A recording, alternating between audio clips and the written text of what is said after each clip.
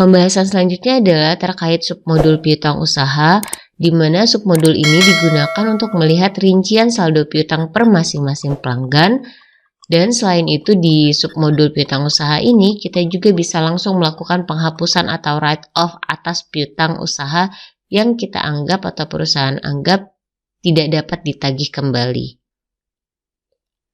Oke, kita coba lihat isi dari submodul piutang usaha ini. Nah, di sini adalah daftar piutang usaha dari Feby Uin Real Female Outfit yang belum diterima pembayarannya dari pelanggan. Kalau mau melihat rincian dari piutang usaha ini, maka kita tinggal pilih aja salah satu dari daftar nama pelanggan yang ada di sini. Misalnya kita pilih Melanti, kita bisa klik 2 kali untuk melihat rinciannya, atau kita pilih menu perincian yang ada di bawah sini. Nah, nanti akan muncul rincian seperti yang ada di layar kalian. Kalau kalian lihat, ada 2 tabel ya, ini tabel yang pertama, kemudian ini adalah tabel yang kedua. Tabel yang atas menunjukkan daftar piutang usaha yang ada di toko Melanti. Nah, kalau misalnya di sini kan hanya ada 1 invoice ya. Kalau misalnya ada beberapa invoice, maka nanti semua invoice-nya akan disajikan di sini. Nah, kemudian bagian bawahnya ini, tabel yang bawah ini merupakan perincian dari invoice yang kita pilih. Misal kalau di sini ada beberapa invoice tadi, maka kita bisa melihat untuk invoice 004 rinciannya apa sih gitu ya. Misalnya ada invoice yang lain, kita bisa lihat rinciannya di bagian bawah ini. Nah, kemudian di submodul ini juga kita bisa melakukan write off atau penghapusan piutang nih. Di sini ada menunya.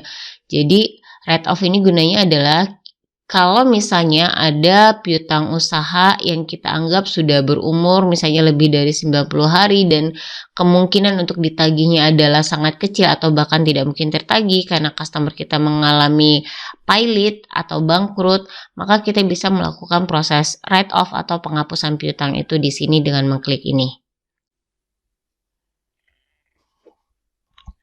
Caranya adalah kita pilih invoice yang akan kita write off, misalnya kan ada 1, jadi kita pilih ini ya, misalnya kita mau write off invoice 004 dari toko Melanti, kita pilih. Setelah kita pilih, kita klik write off yang ada di sini. Ini adalah 5 field wajib yang harus kita lengkapi ketika kita akan melakukan proses write off. Yang pertama ini adalah referensi. Referensi ini otomatis generate by system, akan muncul berdasarkan nomor urut terakhir. Kita bisa menggunakan nomor referensi tersebut sebagai nomor referensi penghapusan piutang.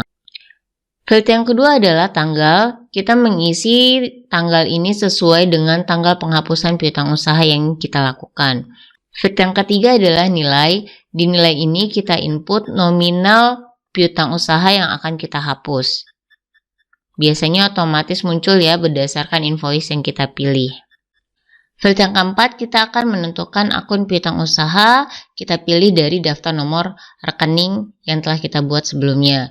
Kemudian field yang kelima masih terkait dengan akun, di sini kita menentukan akibat dari penghapusan piutang usaha ini, akun apa yang akan terpengaruh. Nah, ini kita tinggal pilih di daftar akun juga. Biasanya yang kita gunakan adalah nanti cadangan kerugian piutang.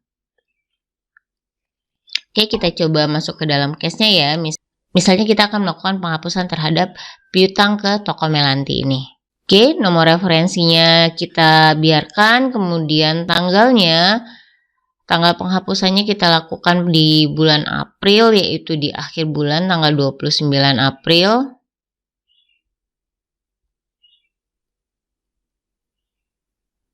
Nominalnya kita piutangnya dihapus semua ya sebesar 2 juta.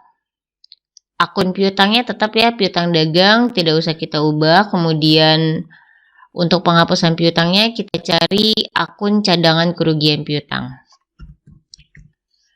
Nah, untuk bisa melakukan pencarian seperti ini, ingat ya, pastikan bahwa garis bawahnya berada di nama akun. Karena kalau garis bawahnya adanya di kode, berarti kita harus men-search-nya berdasarkan kode. Oke, ini sudah ketemu dengan nama akunnya, yaitu cadangan kerugian piutang. Kita pilih, Oke, sudah muncul.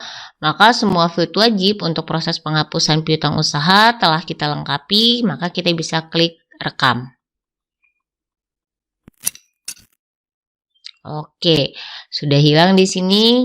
Kita tutup. Sekarang untuk menampilkannya, untuk melihat bagaimana jurnal yang tercreate, ini kita klik dulu nih, termasuk dengan yang bersaldo 0. Maka akan memperlihatkan lagi saldo piutang toko Melanti yang tadi sudah kita hapus.